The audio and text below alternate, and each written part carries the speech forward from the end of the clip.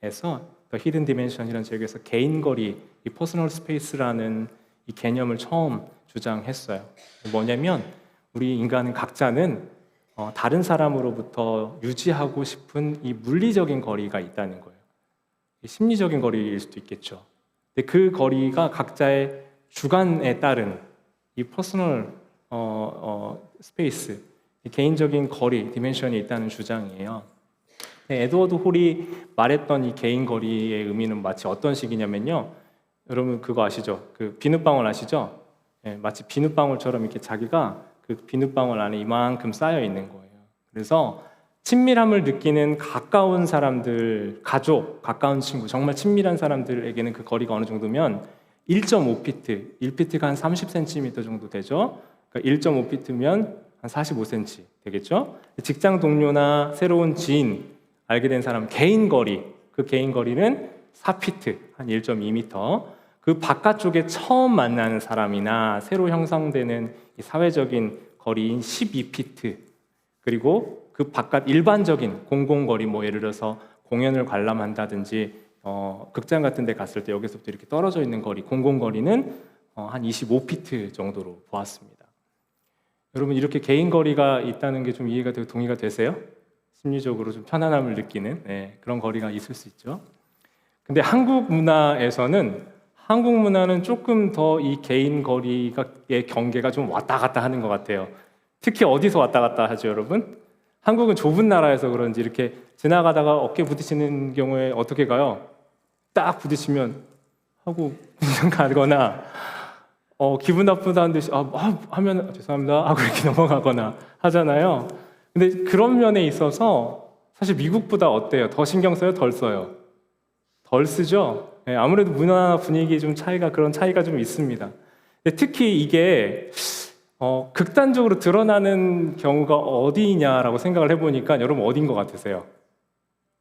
한 공간, 버스 지하철이기도 한데 건물, 엘리베이터예요. 엘리베이터. 제가 최근에 좀 갑자기 확 느꼈는데 뭐가 있냐면 여러분 한국에서 이렇게 엘리베이터 문이 닫히면 어떻게 해요? 어떻게 해요, 여러분? 잠시만요! 하면서 소리쳐가지고 내가 누르지 못하는 순간 잠시만요 해가지고 다른 사람이 열어주죠. 한국 문화에서의 그 매너는 뭐냐면 누가 오면 문을 일부라도 열어주는 게 매너예요. 제가 최근에 미국에서 엘리베이터 타는데 제가 못 보고 있다가 누가 같이 가고 싶다고 사인을 줬는데 우리 식구들은 봤는데 저는 못 보고 닫힌 버튼을 바로 눌러가지고 닫아버린 적이 한 번 있어요.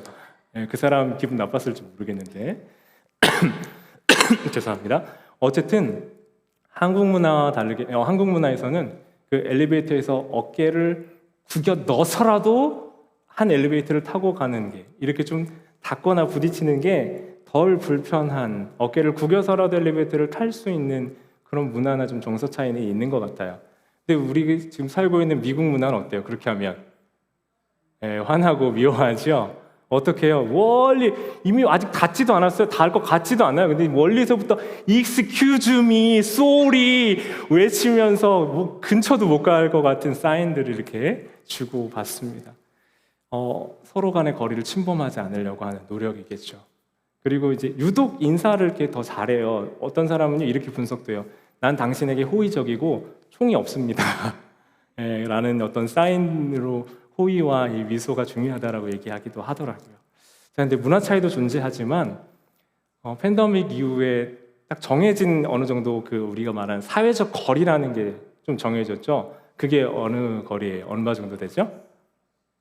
6피트, 그렇죠. 6피트죠. 그래서 1.5m 정도, 1.5에서 8m 정도 될 거예요. 그 정도는 항상 유지하게 돼 있는 것 같아요. 분위기가. 근데 그럼에도 불구하고 여러분이 느끼실 때 좀 안전하다고 느낄 만한 그냥 일반적인 거리는 저는 이렇게 보거든요. 한 뼘 닿을 정도 거리, 서로 간에 그 정도 거리는 지켜지면 참 좋다라고 편안하다고 느끼는 것 같습니다. 어쨌든 문화는 다르지만 타인으로부터 나를 좀 보호하고 안정감을 느끼고 싶은 공간이라는 것은 항상 필요할 겁니다.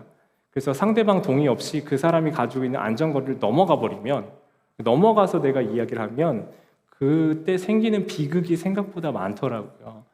그 경계가 그 어떤 범위를 넘어가기 때문에 상하는 틈이 없기 때문에 도리어 관계도 사랑도 이렇게 부드럽지 못한 경우들도 종종 생길 수 있는 것 같습니다. 근데 여러분, 지금 제가 열심히 이렇게 우리가 이야기했었던 어떤 개인이 가질 수 있는 안정감의 거리와 관계없이 그것과 별개로 우리 안에 이 개인의 거리가 아니라 개인의 벽이 생기고 성이 쌓아져 가는 경우가 있어요. 그러니까 내가 그리고 그 안에 숨게 되는 경우들이 자꾸 생겨요. 자, 우리 창세기 말씀 잠깐 볼게요. 4장 16절, 17절 말씀인데요. 인류의 첫 살인자 가인이 동생 아벨을 죽이고 나서 했던 일이에요. 16, 17절 말씀 같이 보겠습니다. 함께 하시죠. 시작. 가인이 여호와 앞을 떠나서 에덴 동쪽 놋 땅에 거주하더니 아내와 동침하매 그가 임신하여 에녹을 낳은지라. 가인이 성을 쌓고 그의 아들의 이름으로 성을 이름하여 에녹이라 하니라. 여러분, 뒷부분 17절 후반부 말씀 보면 가인이 뭘 했어요? 성을 쌓습니다.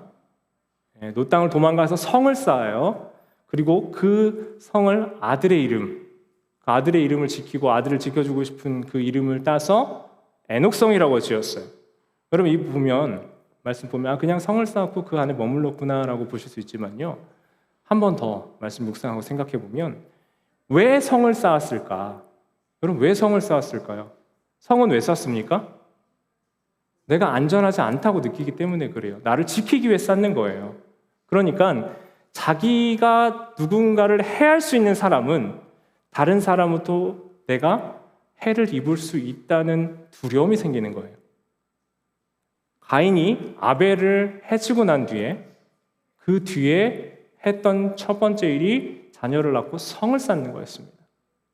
그러니까 개인 간의 거리가 문제라는 게 아니라요. 그 개인의 거리가 바뀌어서 이 장벽이 되는 것은 그리스도인의 아름다운 선순환적인 모습이 아니라는 걸 우리 말씀을 통해서 볼 수 있게 되는 거예요. 자기가 누군가를 해칠 수 있는 사람이 됐기 때문에 누군가가 자기를 해칠 수 있다라는 두려움이 생겼던 겁니다. 우리에겐요, 서로 다 다른 마음이 있어요. 다 다른 생각이 있어요. 우리 하나 되는 게 참 쉬운 일은 아니에요.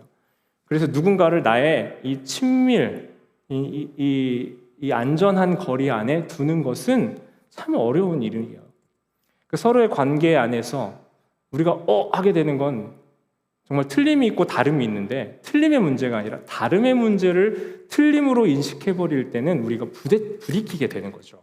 그리고 네 편, 내 편, 좋아하는 사람, 싫어하는 사람으로 자꾸 나눠지게 되는 거예요. 서로를 이해하고 품어내는 공동체가 아니라 자기 보호와 만족 그리고 자기 충족을 위한 성벽과 경계를 계속 쌓아가는 일을 해나가게 되는 거예요. 여러분, 그게 동생을 미워하고 해쳤던 가인이 했었던 성벽, 성 쌓는 일이었던 겁니다. 사랑하는 성도 여러분, 우리 교회 공동체 안에는 본질, 진리에 대한 일치 있기를 원합니다. 비본질적인 것에는 자유가 임하기를 원합니다. 그리고 이 모든 것 위에 무엇을요? 사랑을 더하는 공동체 되기를 소원합니다. 어거스틴과 칼빈이 했던 말인데요. 본질에는 일치를, 비본질적인 건 자유를, 이 모든 것에 자비, 사랑을 통한 은혜가 우리에게도 있기를 소원합니다. 예수님의 제자들도요, 그 서로 간에 보이지 않는 벽이 있었어요. 예수님이 대제사장적인 기도할 때 저들 하나 되게 해달라고도 기도하셨거든요. 바꿔서 말하면요, 그들도 서로 하나 되지 못했다는 거예요. 왜 그랬을까요? 제자들 사이에는 서로 다른 생각들이 있었어요. 어떤 다른 생각들이었을까요? 야, 예수님이 기적을 일으키시네? 오병이어 사건, 많은 사람들 그냥 다 먹이셨어요. 예수님이 죽은 사람도 일으키시고 병든 자 낫게 하시고 안진뱅이 일으키고 눈먼 자 눈뜨게 하시니까 그분이 가지고 있는 그 권세와 능력, 그리고 이제 그분의 능력을 인하여 주변의 사람들이 예수님을 따르고 환호하고 좋아하니까 자연스럽게 이 유대민족 안에는 누군가 구원자, 정치적으로 지금 로마라는 나라의 식민 지배를 받고 있는 이 이스라엘을 구원해 줄 수 있는 구원자가 올 것을 고대하고 기다렸단 말이에요. 근데 제자들 생각 안에 메시아, 구원자, 그분은 우리를 이 로마의 압제와 힘든 삶으로부터 구원해 주실 거라는 기대가 같이 있었어요. 예수님을 따라가면서 예수님이 하셨던 일들을 보면서 당연히 마음속에 어떤 기대가 일어났을까요? 예수님이 이렇게 계속 좀 사역을 하시다 보면 사람들에 의해서 왕으로 옹립되겠다, 왕이 될 수 있겠다 하는 기대가 있었던 거예요. 자, 그러면 왕이 되는 예수님과 함께 3년 동안 있었던 제자는 뭐가 되는 거예요? 개국 공신이 되는 거죠. 그리고 높은 자리 한 자리씩 차지하게 되는 거예요. 그러니까 제자들이 지금 착각하고 서로 누가 크냐 하고 논쟁하고 서로 시기하고 이 부딪힘이 그 안에 있었는데, 그 이유가 뭐냐면 자기 이익과 관련된 앞으로의 기대와 꿈들이 있었기 때문에 그랬던 거예요. 자, 그래서 그들 안에 여러분이 봤을 때 제자들은 아름다운 제자 공동체인 줄만 알았겠지만 그들 안에도 분쟁이 있었고 서로의 이 텐션, 긴장 관계가 그 안에 있었던 겁니다. 여러분, 어려울 때 제가 자꾸 진짜 모습이 드러나고 자기가 드러난다고 말씀 많이 드리잖아요. 근데 또 자기가 진짜 드러날 때가 있어요. 언제일까요? 내 이익과 관련이 있을 때예요. 내 이익과 관련된 일 앞에서 우리는 내가 진짜 누군지가 드러나게 됐거든요. 그러니까 지금 제자들의 부딪힘과 싸움의 이유가 뭐냐면 앞으로의 자기들의 이익으로 인해서 누가 높은지를 경쟁하는 싸움, 이 미묘한 긴장관계가 있었다는 겁니다. 누가 더 높은 자리에 앉고 누가 더 나았고 누가 더 예수님의 총애를 받는지가 그들 안에 미묘한 관심사였던 거예요. 사랑하는 여러분, 성령 하나님, 우리 지난주 내 개인의 어떤 욕심과 세상과 사람들과 환경을 이용하려는 대상이 아니라 내 자신이 비워지고 하나님께서 우리를 충만하게 우리를 채우시고 우리를 인도해 가실 때 우리는 내가 세상을 이용하고 사람을 이용하는 사람이 아니라 성령님이 나를 이용하실 수 있는 사람이 된다고 말씀 나누었습니다. 기억나시죠? 그런 우리가 이 세상을 이용하는 대상으로서가 아니라 하나님이 나를 사용하실 수 있도록 내가 비워주고 40일 동안의 말씀과 10일 동안의 기도를 통해서 나의 판단과 의가 비워진 상태에서 하나님께 쓰임받을 수 있는 공동체가 됐을 때 이 일이 가능하게 되는 줄 믿습니다. 그러니까 여러분, 내가 선호하고 바라는 것, 이것들로 인해서 내가 맞는 사람인지 안 맞는 사람인지, 또 이 사람은 내게 이익이 되는지 아닌지로 사람을 판단하고 평가하는 이유는 뭐냐면 자꾸 내 이용의 대상으로 사용하려고 보려고 하기 때문에 그런 거예요. 특히 우리가 동물적인 이 본능이 있어서 누구 옆에 있고 싶냐면 강한 사람, 능력 있는 사람 옆에 있고 싶어 해요. 사실 그래요. 내가 선호하고 바라는 것을 가진 사람 옆에 있길 원하는 게 우리의 내적 본능일 수도 있어요. 그러다 보니까 계속 뭐 하냐면 누가 높은지 누가 낮은지를 서열 정리, 위아래로 나보다 내가 좀 대해야 되는, 높게 대해야 되는 대상인지 아닌지로 자꾸 사람을 보게 되는 거예요. 근데 여러분, 그러면 그것은 공동체가 아니라 집단이 되는 거예요. 그럼 공동체는요, 안에 그 서로를 세워주고 회복시키며 그 안에 계신, 내 안에 있는 예수 그리스도와 그 안에 계신 그 사람 안에 있는 예수 그리스도가 만나는 그와 나 사이에 있는 예수 그리스도의 만남의 장이 공동체가 되는 줄 믿습니다. 근데 그게 아니면 서로 자꾸 경쟁하는 거예요. 누구를 높고 낮게 평가하고 비교할 대상으로 자꾸 봐요. 지금 오늘 본문에 지금 3장 말씀 보면 여러분이 왜 이 말씀을 계속 이렇게 이끌어가고 있는지 여러분 궁금하실 거예요. 베드로와 요한이 지금 3장 1절에 등장했죠. 베드로와 요한이 오늘 지금 같이 뭐 해요? 함께 성전에 올라갑니다. 그런데 사실 이 두 사람은 이렇게 함께 양립할 수가 없는 사람이었어요. 서로 두 사람 사이에 긴장 관계가 있는 사람이었단 말이에요. 요한과 이 베드로는 긴장 관계에 있었어요. 서로 별로 좋아하지 않았던 것 같아요. 요한과 주님이 이 아름다운 이 결정적인 순간을 맞이했어요. 베드로가 요한복음 21장에 베드로가 예수님 돌아가시고 그물질하고 있을 때 밤새 빈금을 거뒀고 그때 예수님이 오셔서 베드로에게 금을 던지라고 하신 곳에 던져서 물고기 얻고 네가 나 사랑하느냐 물어보시고 사랑한다 다시 고백하면서 3번의 과정들을 통해서 베드로와 예수님이 회복되는 장면이 있어요.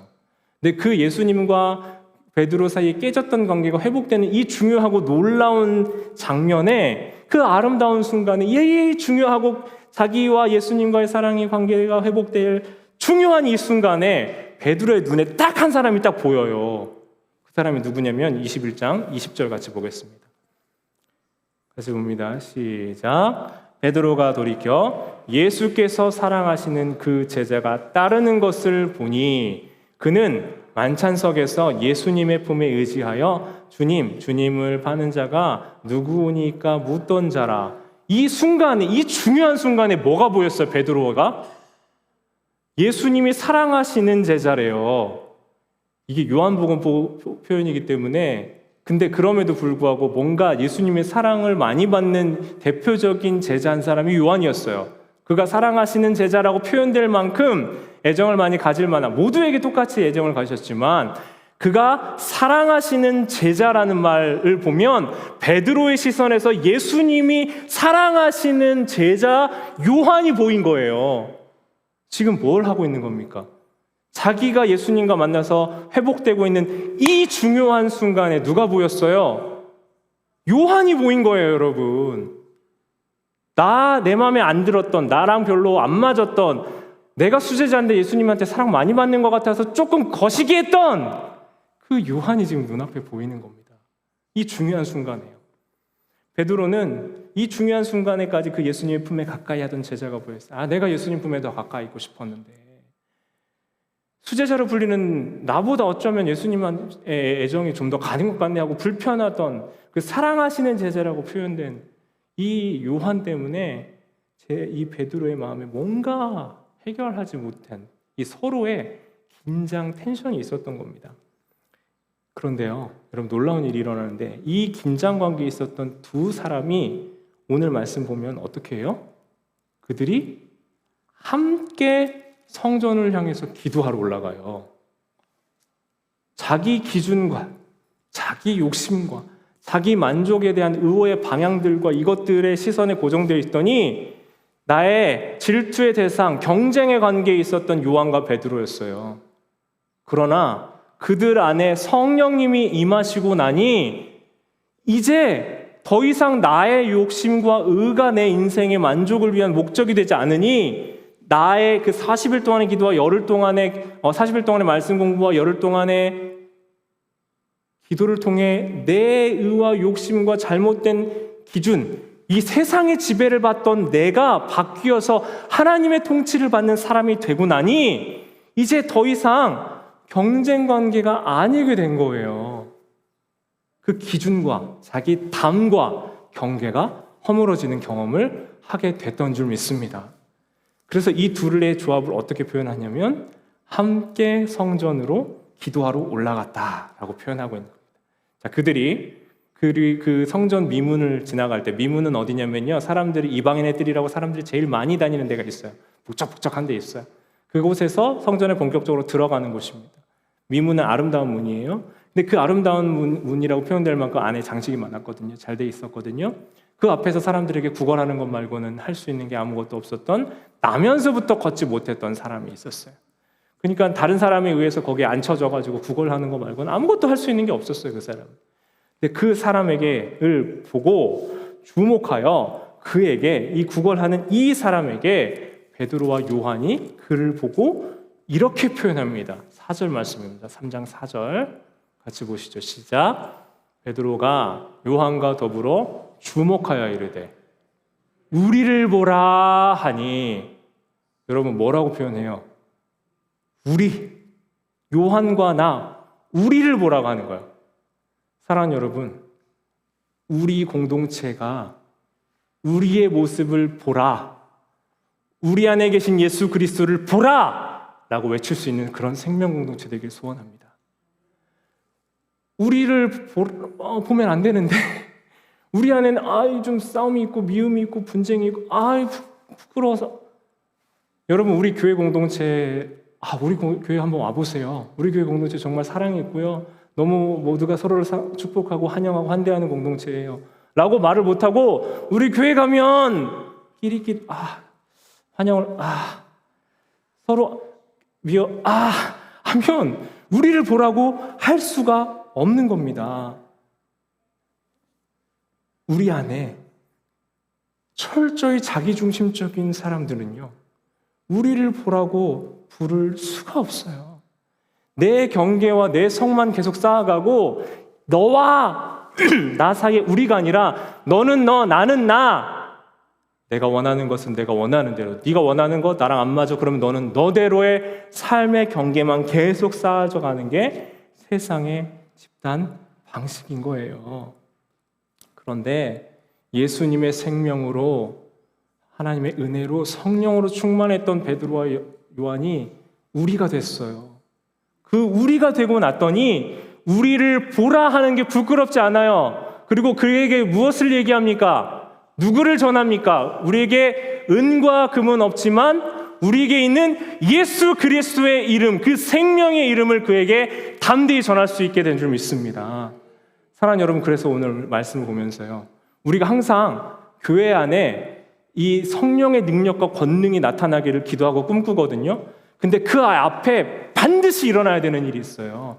성령님의 임재가 있고 하나님의 은혜가 충만한 공동체가 되면요, 내 욕심과 내 자아와 나의 원하는 대로 나의 것을 이루려 하는 공동체가 되지 않기 때문에 그 공동체는 하나 되고 성령으로 환대하고 하나로 묶인 우리 공동체가 되게 되는 줄 믿습니다. 그 공동체가 된 다음에, 그 다음에 하나님의 능력이 그 공동체를 통해서 나가게 되는 거예요.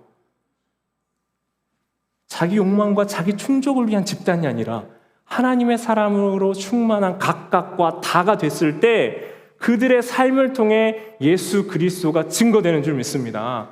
초기 교회에 복음이 계속해서 증거하고 폭발했던, 전해졌던 이유는 다른 게 아니었어요, 여러분. 성령의 능력의 역사의 증거도 있지만 초기 교회의 부흥의 역사의 이유는 뭐냐면 그들에게는 사랑이 있고 그들에게는 은혜의 충만함과 예수 그리스도가 있다는 것이 그들에게 보여졌기 때문에 그래요. 오늘 말씀을 통해서 분명하게 하나님의 능력, 성령의 능력이 베드로와 요한을 통해서 그 안진뱅이를 일으키는 능력으로 나타나게 된 줄 믿습니다. 그런데 그 능력은 이들이 하나 되어 성령으로 충만해진 다음에 성령께서 그들의 인생에 우리 안에 거하실 때 나타났던 능력인 줄 믿습니다.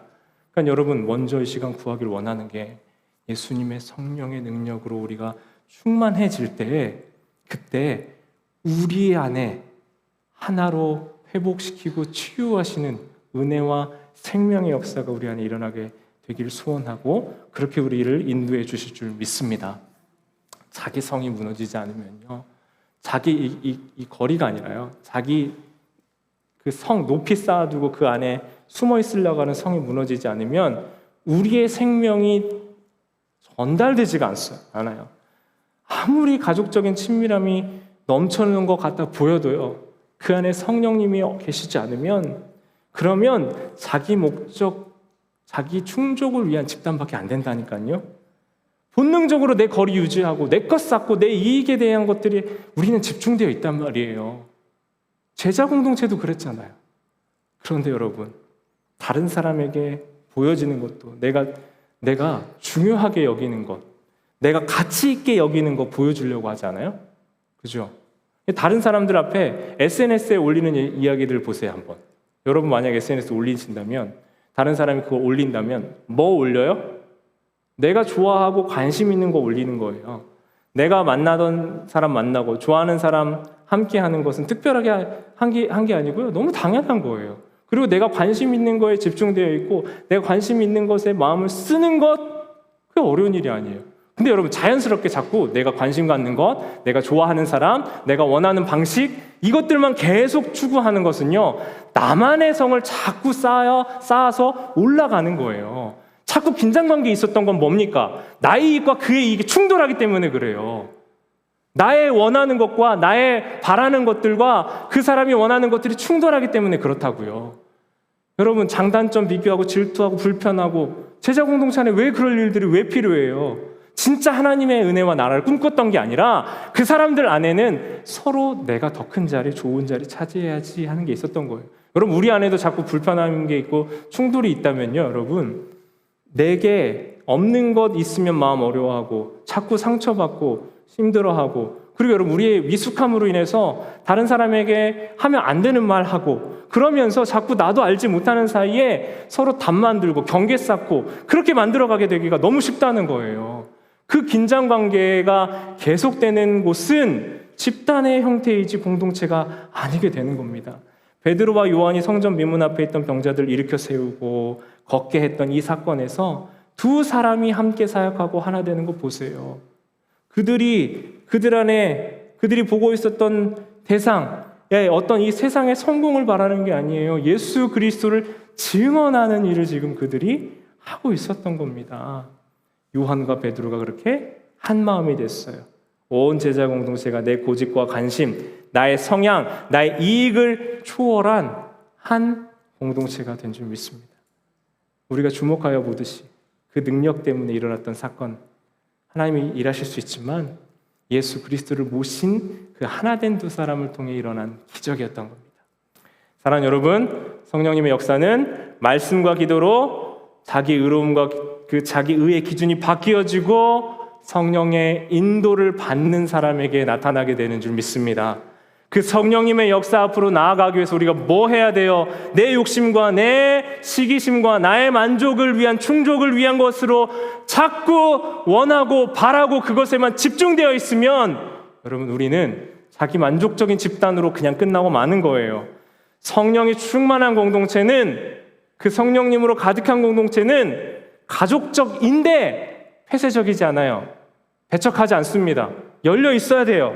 누구에게나 열려 있고 누구든 환대할 수 있어야 됩니다. 왜냐하면 자기 이익과 욕심을 위해 모인 집단이 아니기 때문에 그래요. 그런데 우리는 자기 목적, 섬기고 사랑하는 게 아니라 내 목적대로 뭔가를 하려고 하다 보면 자꾸 내 경계를 쌓고 이렇게 움츠러들 수밖에 없게 됩니다. 서로 회복하게 하시는 그 하나님, 환대하게 하시는 하나님, 그 은혜가 우리 안에 있기를 소원합니다. 우리가 작지만 큰 공동체일 수 있는 이유는 우리 안에 예수 그리스도께서 계시기 때문인 줄 믿습니다. 내 자아와 욕심으로 가득 차 있는 공동체가 아니라 그분의 말씀으로, 능력으로 가득 차 있는 공동체만이 우리의 말과 호흡과 모든 것을 통해서 예수 그리스도의 이름이 전하여지는 거예요. 통하게 되는 거예요. 그래서 내 경계는 낮아지고 다른 사람과 연합하고 우리 안에 예수 그리스도로 가득할 때 우리 안에는 은과 금은 없을지라도 우리에게 있는 예수 그리스도의 이름이 우리를 회복시키고 치유하는 그 생명 공동체가 될 줄 믿습니다. 우리 지금 같이 기도하며 나아갈 때 여러분 함께 기도하기 전에요, 한 가지 오늘 하는 그 나눔 공동체, 나눔 그룹을 하는 이유를 한 번 더 다시 말씀드릴게요. 제가 항상 고민하는, 오늘도 말씀 나눴지만 집단이냐 공동체냐, 이게 항상 숙제예요. 그 집단과 공동체 차이는 어떻게 드러나냐면요, 우리가 유기적으로 살아있느냐 그렇지 않느냐로 알 수가 있어요. 어디는 살아있고 어디는 죽어있는 겁니까? 새로운 만남과 영적 교제가 우리 안에 있으면 우리는 살아있는 공동체예요. 낯선 이에 대한 환대와 돌봄이 우리 안에 있으면 우리는 살아있는 공동체입니다. 근데 여러분, 우리가 아직 100명도 안 넘는데 서로에 대해서 얘기할 때 어떻게 하냐면요, 인상착의로 설명을 해야 돼요. 여러분 무슨 지명수배자입니까? 인상착의로 자꾸 설명을 해야 돼요, 누군가에 대해서. 네. 그러면 안 되잖아요. 순공동체에서부터 우리 깊은 나눔은 순공동체로 일삼주에 모이지만 이 의도적인 흩어짐과 다시 모임을 통해서 내가 만나지 못하고 교제하지 못했던 사람들과의 만남이 일어나게 될 줄 믿습니다. 교회는요, 그냥 형태를 잘 유지하려고 모인 것이 아니에요. 우리 안에 생명력이 있었으면 좋겠고 서로 안에 계신 예수 그리스도가 서로에게 증거되는 은혜가 있었으면 좋겠어요. 우리 전체를 새로 편성해야 될 뻔했지만 순위 일단은 유지가 될 거예요. 여러분, 제가 좀 고민했어요. 순을 이제 한 2년 조금 넘게 했는데 이제 좀 친해지고 깊은 나눔이 가능해진 것 같은데 이렇게 오래 걸렸는데 흩어도 될까? 근데 어쩔 수 없는 상황이었거든요, 제가 판단할 때. 그래서 우리가 전체를 다 흩은 다음에 새로 출발해야겠다라는 결론을 내렸는데, 지난주 정말 은혜로 일단 이 그룹이 그대로 유지가 될 겁니다. 근데 여러분 이거 기억하셔야 돼요. 우리 순만 계속 이대로, 친하고 가깝고 좋으니까 이대로 이렇게 하지 않을 거예요. 잘못하면요 또 끼리끼리 집단 그렇게밖에 안 돼요. 여러분 식사하실 때 연령대별로 성별로 앉아서 드시는 거 이해하고 좋습니다. 근데 계속 그렇게만 모이면 그 경계 밖에 있는 사람들 만나고 교회 안에서 알 수 없잖아요. 그래서 이 총 4주가 있으면 1, 3주는 이렇게 순으로 모이고요, 2주차 때는 원하시는 분들과 함께 식사하시고요, 그리고 넷째 주에는 나눔 그룹으로 나눠줬으면 좋겠어요. 그 다음에는 아마 교회 밖으로 나가지 않을 거예요. 오늘 식사 준비하는데 피자를 주문해도 누군가의 또 섬김과 도움이 필요하거든요. 그러니까 오늘은 이렇게 한글학교가 없는 여름에만 가능한 겁니다. 그래서 나가되 그 안에서 서로 알아가고, 또 특히 오늘 들은 말씀, 이 하나 되게 하시는 성령과 환대에 내가 그 마음이 있는지, 그 사랑이 내 안에 있는지, 회복이 있는지, 성령님이 내 안에 있는지를 나누는 나눔의 그룹들로 나누어 주셨으면 좋겠어요. 그럼 정말 어렵다 싶으시면 참석 안 하셔도 됩니다. 그런데 이 긍정적인 눈과 기대와 소망으로 이야기하셔야 돼요. 아 어떡하지? 어색한, 여러분 저도 성격이 되게 소심한 거 아세요? 비웃으시지 말고요. 진짜 소심해요. 제가 소심하고 막 낯가리고 막 어색한 성격이 원래 제가 웃으시는데 진짜라니까요. 제가. 근데 하나님이 쓰시길 원하시고 또 하나님 계속 개발하길 원하시니까 제가 말씀도 전할 수 있고, 이제 다 같이 모였을 때 막 앞에서 오도방정 떨고 인도도 하고 그렇게 된 거예요. 하나님 저를 그렇게 바꿔가신, 전 산 증인이잖아요. 어려우실 수 있고 개인 성향 차이가 있는 거 제가 너무 잘 알아요. 그런데 보시면 꼭 그런 아웃고잉하는 성격을 가지신 분들이 그룹마다 있게 될 줄 믿습니다. 이게 내가 좀 이렇게 판이 벌려졌네? 이제 내가 좀 나서볼까 싶으신 분들은 가서 많이 얘기하시고, 혼자만 너무 얘기하시지 마시고, 서로 나눔이 잘 이루어질 수 있도록 격려하는 복된 시간이 되었으면 좋겠습니다. 아까 말씀드린 대로 내 순과 영어 사용 그룹과 청년부 2순, 7순으로 이제 올 하반기가 시작이 될 겁니다. 바라긴요, 순 기능이 어떻게 되냐면 순 인원이 많아져서 2순으로 나중에 나눠져야 돼요. 자꾸 세포 분열하듯이. 근데 2년이 지나고 3년이 지나고 한 2년 뒤에도 4년이 지났는데 그 순만 그대로이면 우리 그 생명력이 없는 거거든요. 사실 생명력이 다시 모여야 되기도 해요. 여러분 그렇게 안 되고 그 순 안에 자꾸 전도와 회복과 하나됨이 있어서 너무 많아지고 또 나눠지고 이런 은혜가 있었으면 좋겠어요. 우리 안에 있는 성령님께서 이 시간 자리하시고 그 서로 막혀있던 담들을 허물게 하시는 성령님, 이 시간 우리 함께 기도하고 사모했으면 좋겠습니다. 우리 안에도 묘한 긴장관계 있으시죠? 제가 몰랐는데 우리 안에도 있더라고요. 벌써부터 이러면 안 됩니다. 여러분 벌써부터 이러시면 안 돼요. 이 시간 기도하면서 하나님의 은혜로 우리의 벽 허물어지고 성령 강림 그 사건 이후 하나님과의 관계가 회복되고 서로의 경계가 회복되는 은혜, 서로가 서로를 품는 공동체가 제 목회 5번째 비전인데 우리 공동체 안에 은혜 되게 하시는 그 하나님을 사모하며 이 시간 함께 기도하면 좋겠습니다. 기도하겠습니다. 오 주님.